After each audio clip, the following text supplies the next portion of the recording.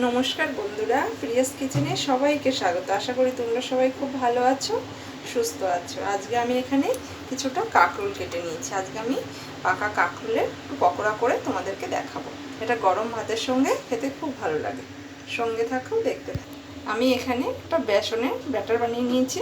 ব্যাটারটাই আমি কাঁকরোলগুলো দিয়ে দেবো। এর মধ্যে আমার লবণ, হলুদ, একটু জিরে পাউডার, একটু ঝালের গুঁড়ো সব মিক্স করে এই ব্যাটারটা বানানো।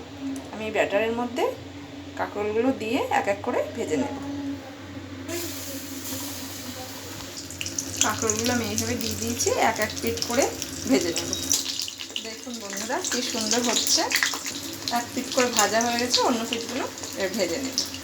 বড়াগুলো হয়ে এসছে, আমি এবার প্লেটে সব তুলে নেব। হয়ে গিয়েছে বন্ধু আমার কাঁকরোলের বড়া। এই রেসিপিটা যদি তোমাদের ভালো লেগে থাকে, তোমাদের কাছে একটা অনুরোধ থাকলো, তোমরা এইভাবে ট্রাই করে অবশ্যই খাবে। আর কেমন হয়েছে জানাবে। একটা সাবস্ক্রাইব, একটা লাইক, আর কেমন হয়েছে কমেন্ট করে অবশ্যই জানিয়ে। ভালো থেকো, সুস্থ থেকো।